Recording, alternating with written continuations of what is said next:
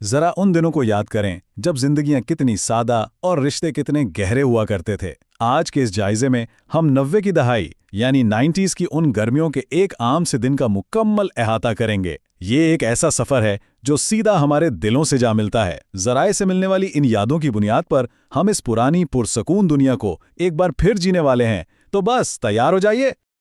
अब यहाँ एक बड़ा दिलचस्प सवाल जहन में आता है। आखिर इन 90s की गर्मियों में ऐसी क्या खास बात थी जो आज भी उन्हें बिल्कुल नाकाबिले फरामोश बनाती है? मतलब आज के दौर में हमारे पास हर तरह की जदीद टेक्नोलॉजी है, बेहतरीन एयर कंडीशनर्स हैं, लेकिन फिर भी हम उन पुरानी गर्मियों की शामों को क्यों याद करते हैं? सच्ची बात तो यह है कि इसका ताल्लुक किसी महंगी चीज से नहीं था, बल्कि ये घर वालों की वो सादा सी खालिस गर्मजोशी थी जो आज की इस भागती दौड़ती जिंदगी में कहीं बहुत पीछे रह गई है। हमने इस पूरे जायजे को एक दिन की टाइमलाइन में बांट दिया है।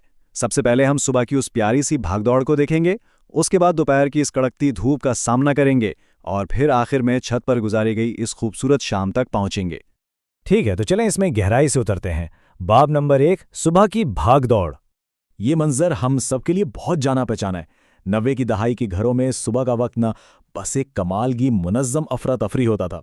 बच्चे जल्दी जल्दी नाश्ता कर रहे हैं ताकि स्कूल की वैन ना छूट जाए। अब्बू काम पर जाने के लिए बिल्कुल तैयार हैं, लेकिन दरवाजे से निकलते निकलते बच्चों से ये वादा ज़रूर कर रहे हैं कि वो शाम को उनके लिए कुछ ना कुछ लेकर आएंगे। और दूसरी तरफ हमारी माएँ जो एक ही वक्त में बिस्तर की चादरें भी समेट रही हैं और दोपहर के सालन की तैयारी भी कर रही हैं। कितना मसरूफ़, लेकिन सच्ची बात है, कितना प्यार भरा मंजर था ये। और फिर ये दिन तेज़ी से आगे बढ़ता है। बाब नंबर 2, स्कूल और गर्मी की शिद्दत। अब स्कूल का वक्त सिर्फ क्लासों तक तो महदूद नहीं होता था। असल रौनक तो लंच ब्रेक की होती थी। टिफिन बॉक्स का खुलना और फिर दोस्तों के दरमियान वो जबरदस्त तबादला।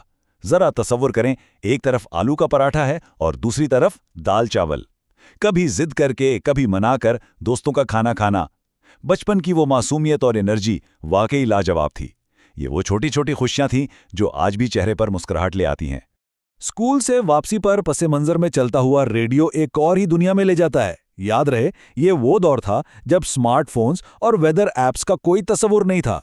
महकमे मौसमियात की ये पेशगोई कि आज शाम बाज इलाकों में हल्की बारिश का इम्कान है, ये सिर्फ एक खबर नहीं होती थी, बल्कि पूरे घर के लिए एक जबरदस्त खुशखबरी होती थी। ये बताता है कि उस वक्त लोग कैसे छोटी छोटी चीजों में खुशी ढूंढते थे और शाम के अच्छे मौसम का कितनी बेसब्री से इंतजार करते थे। खैर, दोपहर आते आते सूरज आग बरसाने लगता था। बाब नंबर 3, दोपहर का आराम और सुकून। अब जरा इन तरीकों पर बात करते हैं कि इस शदीद गर्मी से बचने के हमारे घरेलू टोटके क्या हुआ करते थे। बच्चे पसीने में शराबूर घर पहुंच रहे हैं, तो सबसे पहला कदम क्या है? जल्दी से घर के अंदर ठंडी जगह पर पनाह लेना और फिर वो ठंडा ठार पुदीने वाला पानी। यकीन माने, ये महज एक मशरूब नहीं था, बल्कि चलचलाती गर्मी का एक शानदार देसी इलाज था। उसके बाद दोपहर का खाना और फिर सुकून की गहरी नींद। लेकिन भाई, दोपहर की नींद इतनी आसानी से थोड़ी पूरी होती थी। फिर वही होता था जिसका सबसे ज्यादा डर होता था, लोड शेडिंग। अचानक बिजली गायब, शदीद हब्स और गर्मी में आंख खुल जाती। लेकिन इस अंधेरे में भी एक चीज जो हमेशा चमकती थी, वो थी माँ की मोहब्बत। माएँ खुद गर्मी में जागती रहती थीं और हाथ वाले पंखे से बच्चों को हवा झुलती थी ताकि उनकी नींद खराब ना हो। ये वो कुर्बानियां थीं जो उस दौर के खालिस रिश्तों की अक्कासी करती हैं। इसी तरह गर्मी से लड़ते लड़ते आखिरकार सूरज ढलने लगता था। बाब नंबर 4, शाम और आमों का रिवाज। अब जरा इस चीज पर गौर करें। ये 8 रुपए का हिंसा, ये अपने अंदर यादों की एक पूरी दुनिया समेटे हुए है।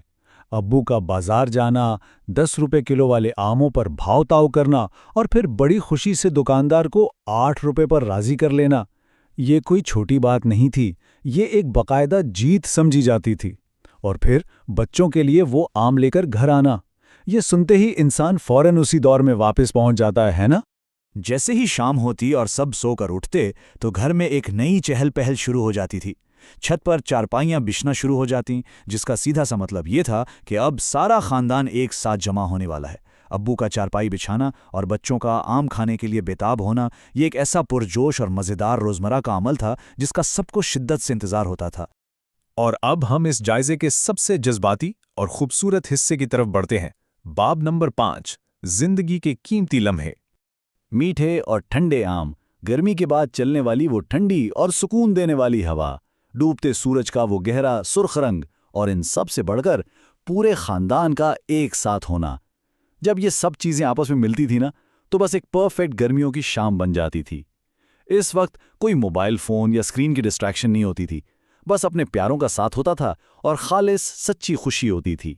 ज़राए में मौजूद ये जुमला दरअसल इस पूरे जायजे का निचोड़ है।